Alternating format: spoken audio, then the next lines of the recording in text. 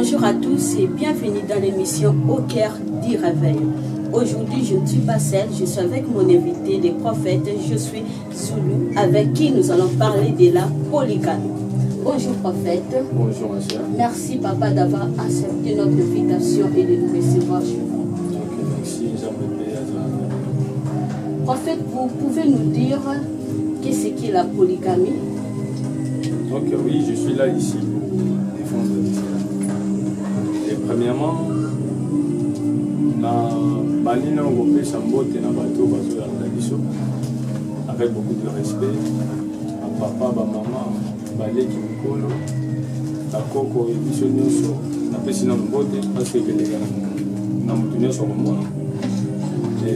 La question ba poser nga zaina na posa na bakisa moi mbote libo na bino parce que comme ça aussi question na maloma na bino. Et c'est que la polygamie aujourd'hui comme si notre thème du jour. La polygamie, premièrement, déjà accès au Jésus Mamoto Abali Mbala Ebele. C'est ça sa définition. Déjà Moto Abali Mbala Ebele, c'est ça on appelle ça la polygamie. C'est ça. Merci prophète pour votre réponse. J'espère que vous avez bien compris l'explication du prophète. Prophète, pouvez-vous nous dire, est-ce que la polygamie est permise dans la Bible? Oui, la polygamie est vraiment permise dans la Bible. J'ai aussi des versets comme le Kosonabiso et Robandana, parce que mes copains, ça, polygamie, si ils ont permis ou bien ils ont permis. Pourquoi? Parce que la Bible nous enseigne quelque chose. Pourquoi? Ndenge tobenga na alliance ensemble, tobenga na alliance premièrement parce que 1, il y a la célibat, 2, l'alliance du mariage, 3, c'est l'alliance de la polygamie. Selon toutes les trois choses-là, et puis ça va biso, vraiment sûr et certain, il y a Moussali ensemble. Pourquoi? Parce que 1, Moïse, il était polygame. Donc, il dit notre père Abraham. Papa n'a biso Abraham, papa n'a biso Gondima, papa n'a biso Abraham Azaki, polygame, moi n'a né Golanda, Azaki na benga beliko ezaki ya mariage, Azaki kaka moi si moro mobali moko otobengi otosuka makabiso tobenga la mariage. C'était Isaac, Azaki kaka na moi si moko. Yako kitana yango et ordre de levier yoko sunga mananzela Moïse, ordre de levier européen Samela et ordre de la célibat et qui quoi planté par Moïse parce que Yako Zalabatu base à la cédé pour Dieu de servir à Botati à Balade comme il rôle en 3 places de ensemble. La polygamie est vraiment permis dans la Bible. Si quelqu'un a ça la polygamie, il n'a pas péché. Pourquoi il n'a pas péché? Parce que, si tu vois la Bible, selon Matthieu 22, verset 14, c'est un invité sur le Matthieu 22, verset 14. Vous avez dit le verset, Matthieu 22, verset 14. Matthieu 22, le verset 14.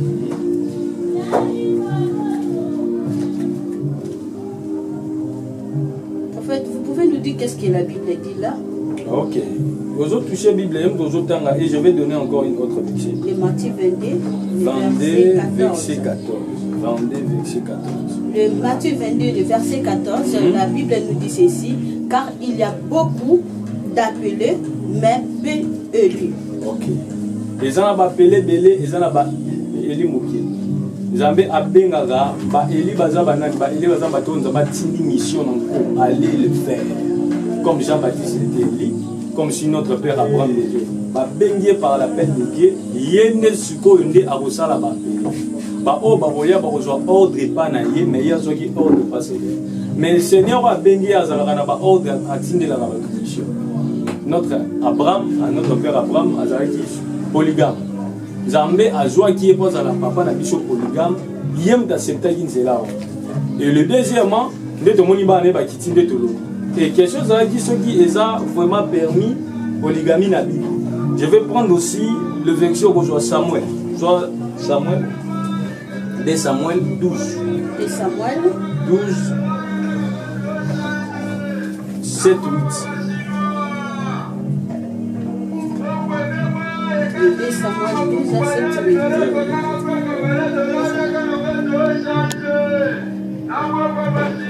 Ok, le verset 2 Samuel 12.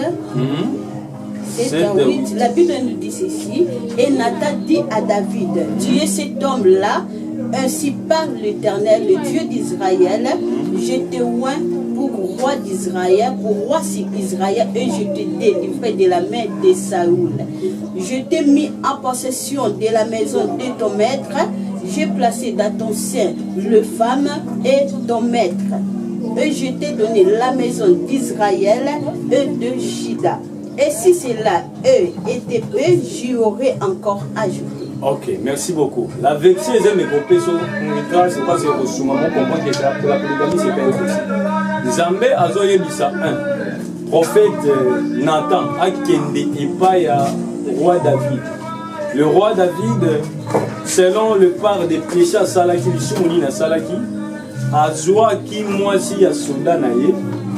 Na sima ya rize moko bomi soda apa ju mwasi kanda wana nde nzamba siliki na izi kanda ya bomande mwasi ya soda na rize ya mwasi na ye parce que botole mwasi ayebishi eki na pesa ki roi na yo e na sima na ye nazoki basi na ye nyonso Saul na pesa ki bakoma basi abi na tie basi ya Saul na tolo na yo yo mobali na bi basi so moni pesa na bakomi S au pluriel basi na tie bango na tolo na yo mais soki omona ki keza muke na basi wana oyo nga na pesa ki pa na bango il faut osenga nga yana bakilo basi mususu c'est ça o totanga osenga ba bakilo basi mususu mais yo ki ko sunama oboma muninga likolo moi si c'est que tu as fait yango na ndo ko zula mo punition mais pour la polygamie Zambé a pesa mo etumbu mon côté ayebisa ki okuta bakile basi Zambé tabino je vais t'ajouter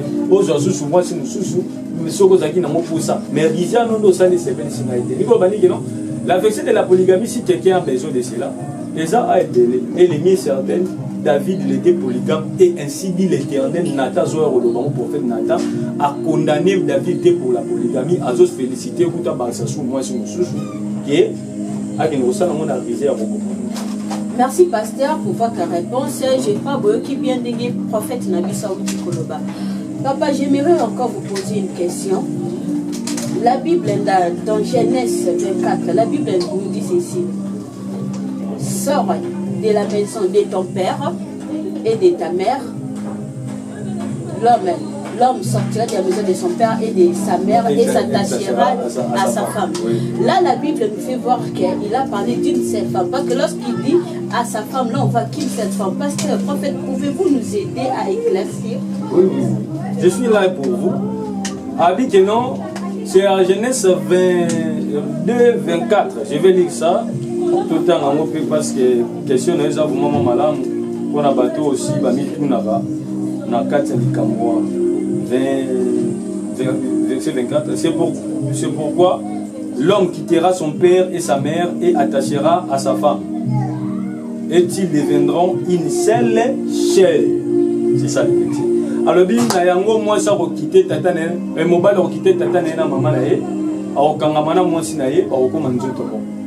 est-ce que les choses là, il y a Zolo, il y a Nzoto Mibale et Sangani, et comme Moko, attachera à sa femme, le Tangi, Matasa. Notre votre les sa femme. Quand mina moi sinaye. À toutes choses, on a sur leur réponse parce que tout qui n'était tout qui garde vexé si on vexé. On va prendre la Bible et on rejoint la Bible dans Mukanda ya Esaïe. Esaïe sont combien de temps ils sont à peine à combien de temps. Esaïe 4 1 verset 1. Esaïe 4 verset 1. Esaïe 4 verset 1. On a commis déjà. Ils ont commis en fait 4 1 la Bible nous dit et cette femme saisiront en ces jours, à ces jours un seul homme et diront nous mangerons notre pain et nous nous vêtirons de nos habits. Fais-nous seulement porter ton nom, enlève notre opprobre.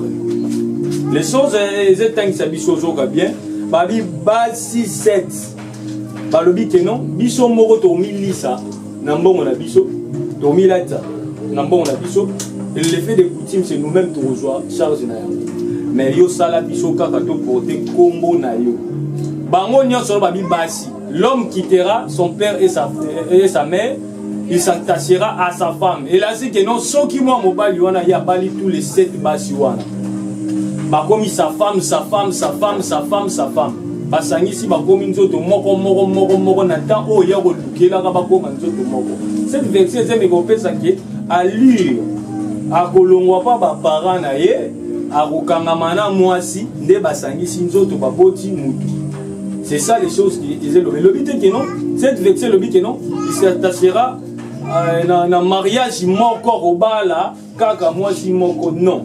Cette verset c'est plus ça que non, akokangama nde na mwasi ba kokoma même cher. Je suis clair et certain que non, le verset est très libre pour nous lobango même si na lingala ya kokangama na mwasi moko pe basala libota o esepeli mais sont capable à monitor sur certain à supporter célibat et pardon à supporter polygamie. Et ça va non mais je supporter polygamie ça des autres déjà mazanza mako mazanza des autres vous en avez lolenge ya kosalela parce que supporter grâce au côté ceux qui mobile yana bali tous les 7 femmes à ça les péchés. Merci prophète, est-ce que vous pouvez encore bien nous expliquer parce que là Bible sur le bela et le bis ça. Lorsqu'on parle de ça, tu dois comprendre un balamant que c'est une femme. Pourquoi pas parce que ce qui est belé, pourquoi pas la Bible voulait parler de ces femmes. Est-ce que vous pouvez encore vraiment très bien nous expliquer afin de faire comprendre à ceux qui nous suivent? Dans mon zolo baboé, si complexe on a bazuno moko bâti na première année, c'est pour cela que sa femme. Donc mon père la question vexée, il y a plusieurs femmes. Bazo luka combo ya mobali moko infecté basi bébé. Ça pas na ya rozala ça pas na sous ça ndé rokoma c'est femme non. Bon mot. Nengolo. Il y a toutes les choses dans moko na nous ça. C'est pour cela au pluriel ba komi 7. Mais na moko bazuna nous a rokangama na mwati moko. Mais ba obligé moi mobali yana te ki atika la kaka na mwati wana moko. Mon parce que ça. La polygamie, c'est tant de définition, c'est que non. Mouto a bali plusieurs fois. Les signes nous ont pas sa femme. Tant que naïe a sa femme.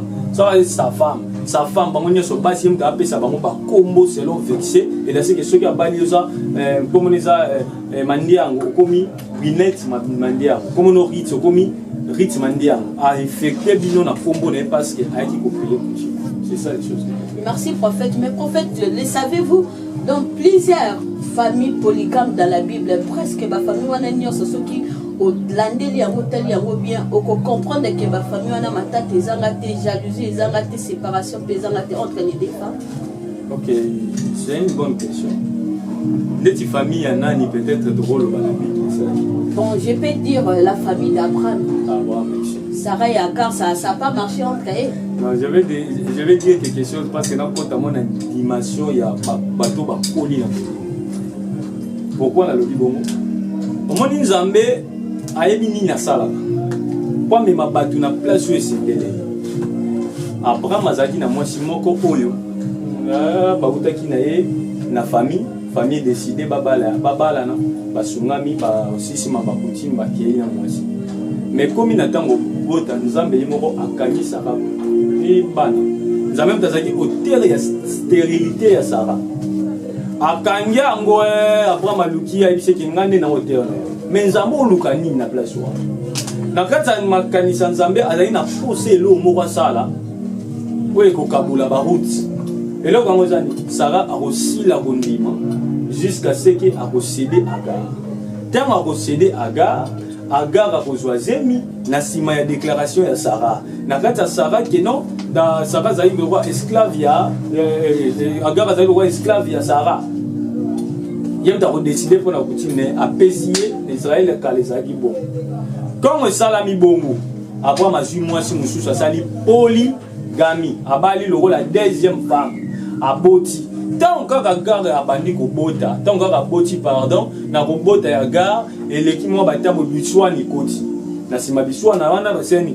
babengani Agar babengani ke po ani parce que Agar abandé ko mimona ye ayebaki te ke non oko vivre ndenge ni na moto a spécial passe il t'a pensé qu'il passe que tu sois mais le but est que non oko mi na première place et ko bani za makambo ndeti équipe CB ta ba capitaine baza ba défenseur pe baza ba attaquant bazali mais moto azo contrôler ba onye ça capitaine moto capitaine c'était Sarah et Sarah pe c'est que non prend mon mari au sungami au sali art na yo garder discipline mais une volonté était là et ça makambo ça premièrement et ça y impolitesse Agar azanga qui respect et ça makambo polygame batouté et ça makambo y impolitesse à basi ce qui moi ça c'est impoli et son éducation est mal à retroubler pas ça zokeni mais ce que muto azana éducation ça bien ba vendre kimia pourquoi tant wa keyo ka kenza maza discipliné Agar akei mona bani kolela zamba tindika ange abise que non muta luki ba problème on nyoso bo vanda kimia teza yo Sarah ba tona problème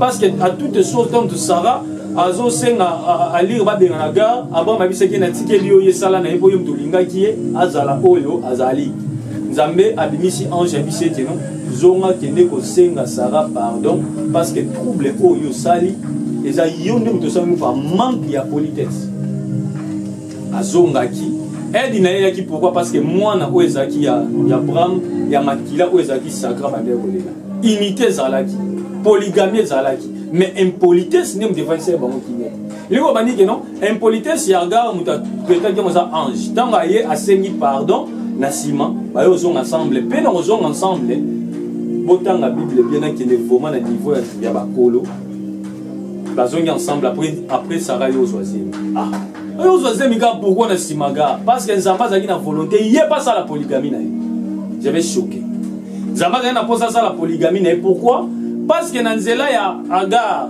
et bimiseli biso ba musulman na nzela ya Isaac et bimiseli biso ba chrétien bana na basi différent nzamba zaki na posa ça la royaume na ya polygamie mais na nzela ya nini Souki sa bango bakoma na suka na nzela na wana okosala alliance na Ismaël okosala alliance na Isaac na bana ya diembeleli mais abimeli na polygame même si Dieu qui nous a créé nzambe aza polygame soki muta moni akokoka polygamie asali parce que ça niveau qui ya bakolo mais à cause de ya ba bébé spirituel bazokola kaka ya roloba polygamie c'est un péché.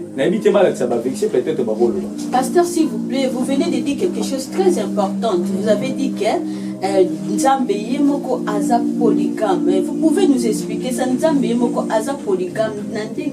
Kaya na lobi kasi. Nzambe aza polygame pourquoi? Parce que a lobi na vexa na sokotali. Aza bisaga ayebise que non, moi na ona tie. Moi na ona tie pas za la nation ma kozala. Liboso ya ba tante baninga. Avant, il y a déjà la promesse que Abraham papa Bikolo. Mais c'est la moi nani na robima parce que Bikolo est quitté là, l'alliance. Ayebi awa déjà na robimisa moi na, mais là na posa na tricher les sous-soirs. Awa parce que là ça na bota sous-soir. La polygamie de liens de sungama qui parce que asala que Sarah a kangela ye loko Sarah comme na suka Sarah cédé ya ko cédé parce que nganzambe na sa la volonté na nga ya ko sa la polygamie. Zamba tsaki Sarah na épreuve parce qu'elle disait que non koto suki na mariage il a une porte de la polygamie. Cette porte là ça va au souka au calé nganzambe na o manipuler wa. C'est pour cela Ismaël c'est Ismaël hein? Ismaël il y a un musulman ayo s'est créé pourquoi par la source seulement il y a Makila et Abraham et côté pas Sarah et côté aussi et pas Agar basalide tant les chrétiens et les musulmans mais biso ne sont pas la tata moko. Pourquoi? Parce que Dieu lui-même a dit ça la nation et qui t'habille sur les chrétiens, les musulmans, les autres sont dans l'église, ils ont expliqué quelque chose. Ah, Dobé, l'anzambe, kunanzambe, mais nzambe moko. Mais nzambe moko comment? Mais biso nyoso, tozo sambe l'anzambe moko to bengi, mais aza kuna aza abali pourquoi église auto benga église spirituellement ils ont moisi. Mobali nde nzambe. Soko monitor soko zwi Bible ba kozwa Bible na ndako kozwa Bible na mukanda ya Matthieu 25 verset 1 et beta lisolo ya mobali moko na 10 femmes abina tanga suka koyo masuka rezala keno mobali awa koluka basi na ye eza na 5 sages bazaki mayele na ya bazoba ya mayele bombaki mafuta na bango ya bazoba basalaki nini babebisa mafuta na mwinda na bango. C'était comme ça non, na mwinda na bango ba vérifier na ndako ba vérifier vexé na mwinda na bango. Saint azoba balali pongi na katikati ya butu ya mayele babatelaki mafuta na mwinda na bango. Mobali aye fazo moi simoko tellement azalaki polygame te fazo moi simoko aye a eu 5 femmes atiki 5 femmes. Les 5 ans à Zoaki, l'effet de la polygamie et le bin, il y a la plusieurs fois. Tu vas bien à 5 femmes, donc comme la femme, soit va foutre les coutumes. Ce que ça libanda coutume à sa femme. Aya dit libala soit il y a rato fanda. Non comme une femme, donc comme la femme va foutre Bible ou femme, mais là c'est la foutre qui coutume. Et lui obani, hier surtout ma croyance aux joies d'église naïe, à rejoindre sauter au baroza la fatigue au tika. Mais oh yo barobattre la fonction pe munda la bango. Bangonde bakozala basi oyoye asalela mariage de la polygamie nde bakomema bango na lola na bana na bango bandi. C'était ça la révélation. Pour faire montrer quelque chose que notre Dieu est polygame. Tant que bazo lo baki polygamie un péché, azo bateki nzamba azo sambela c'est un vrai polygame. Tout ba musulman ba sambela biso to sambela bata ba tokyo kuna ba takimbangiste tokyo zonga bato sope ba kibudi dia Congo zonga chacun parle des biens de ce qu'il veut. Yana lo baka makambo nzambe za lokola ba aveugle o bazangi misu ba simbi swat nyama moko boye yamne to ko pesa exemple ni to tsata nyamani no ko tsaya exemple éléphant ba simbi éléphant ba aveugle bazande tibis moko simbi éléphant na mukila moko simbi na ivoire na ye moko simbi na makolo ba retourne question yo simbi éléphant za la forme ni mususu ko loba éléphant za lola aza mukuwa mususu ba retourne éléphant za ndeni o aza mukila mususu ba retourne éléphant za ndeni o aza makolo minene na misapi azo betenega lisola éléphant mais na partie o ya simbi. Mais notre éléphant lui-même, il a pêché l'icolo, il a pêché le bogo, il a pêché le souki, il a pêché la partie. Mais il y a une partie différente pour tromper le peuple de Dieu. Il a comprendre ce que c'est. Mais il y a une dimension pour nous c'est un polygame. C'est pour cela il faut comprendre que l'éléphant a le colo, azara na ivoire, azara na mutu, azara na songa na soko yebine ba yebonne so bazana raison mais ainsi même na partie. Merci beaucoup prophète. Passons à la question suivante. Prophète, pouvez-vous nous dire est-ce que un homme de Dieu, un pasteur, un prophète, un évangéliste, un berger a occupé Koba la plus sa femme? Pourquoi pas? Nous avons la plusieurs femmes, il y a la plusieurs femmes de pourquoi. Cela autorisé, pourquoi pas les faire? Et ça est-ce que Benjamin na yango nga ope na zolo bana bino peut-être muta zolo bango na zobe taxé na polygamie bango baza boye baza bato ya ba non nga na zobe tela bino na zana alliance ya célibat non nous amba pesi biso accepter ou pas mais l'ennemi est certain muto azo condamner polygamie c'est pas un péché ba bombe la bino vérité ba musupe baza ba ignorant alo banika kuna sentiment Dieu aza polygame so so nzambo zo sambela uta polygame bon yo mto te yae au condamnons pourquoi c'est la manque de la révélation. Ce qui va pécher accès, peut-être je peux parler de Timothée, Paul a Timothée. Paul a Timothée, il dit que non, évêque passe à moi Simoko, ce que tu as sur une petite ça. Et ça que l'olenge, les amis Timothée combien? Je vais. Timothée 14. Si Timothée 14, les arabes na titre peut avoir toujours un titre 1 à 3 au monde. Nous avons Timothée 3D. Au monde à Babylone, je ne sais pas si à 14 aussi était écrit comme ça. Mais à toutes les choses, Paul nous a dit à Timothée, le lingue barotam sur l'église, ce n'est pas un commandement, mais un ordre de l'église. L'église, ça n'a pas ordre, pasteur Awawa, il faut alata. Zambala musu pe bandeti basango la ta bilo na bomba bilo la somiso nga biswa wa to la ta na la ta ko moni na lati bata nini ya toke ba za ba église bele yebi ba za na ba lolengi na boza ordre église ndenge pe bango ba yebisi Timothée ke non le lengo zotambo ça pas c'est Timothée za ki mona Paul ndenge zotambo c'est église ko na sepelité que évêque azala abala na basebele pourquoi parce que ba ventirier baza makambo ya polygamie, il y a beaucoup des aventuriers. Pour naïe ceux qui a bali moi si moi senté libanais à ça c'est polygamie. Frère, si tu le fais ça, tu peux pas voir Dieu. Tu vas au monde en là tu as on sali au violer commandement. Il y a Moïse. Selon les 10 commandements, tu as fait adultère. Adultère, hein? Tu ne commettras point d'adultère. Au sali kobo. Pourquoi? Parce qu'au bali libanda. Oh pardon, excusez, au boti libanda. Mais ce que au bali moi si. A combien de niveau moronde wana futi yi coutume pour futi coutume wana ndesko sali polygamie. Mais ce que sente libanda so zo kanga repens-toi mon frère mon kende mbangu si ça coutume moi choix.